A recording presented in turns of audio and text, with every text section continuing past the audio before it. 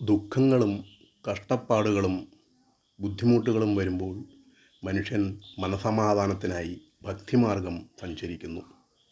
അപ്പോൾ അവരുടെ നിസ്സഹായാവസ്ഥയെ ചൂഷണം ചെയ്യാനായി ചിലർ ആൾ ദൈവങ്ങളായി അവതരിക്കുന്നു. ആൾ ദൈവങ്ങളായി അവരെ ചൂഷണം ചെയ്യുന്നു. ശ്രീ PR സഹദേവൻ്റെ ആൾ ദൈവങ്ങൾ എന്ന കവിത. ദുഃഖത്തിര വന്നു തീരത്തെ പുൽകുമ്പോൾ ഉയരുന്ന സ്വരമേതെന്നറിയാതെ ഞാനിരുന്നു.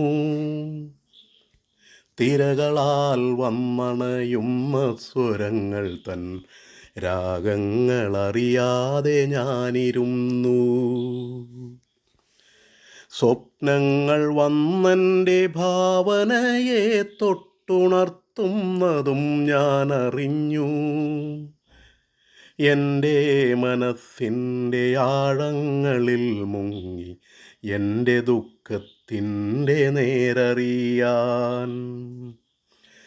അഴലിൻ്റെ അലയാഴി നടുവിൽ വീണുലയുന്ന മമതോഴ നീ മാത്രം വന്നു.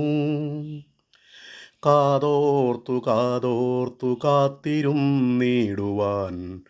അന്നു ഞാൻ നിന്നോടു ചൊല്ലി. അന്നേ തുടങ്ങിയ കാത്തിരിപ്പല്ലേ നീ കാലങ്ങളെ സാക്ഷിയാക്കി. എന്നിട്ടും കണ്ടോ നീ ദുഃഖതാപത്തിനാൽ വാടാത്ത ഒരു ജന്മം പോലും.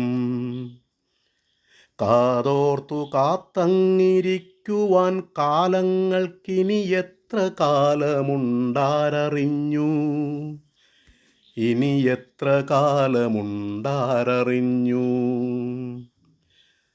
ദുഃഖങ്ങൾ മാത്രം നിറച്ചോരു ജീവിത ഭാണ്ഡവും പേറിക്കിതച്ചും ഇതുവരെ കാണാത്ത ദിവ്യ ചൈതന്യത്തെ തേടി നീ എവിടേക്കു പോണു.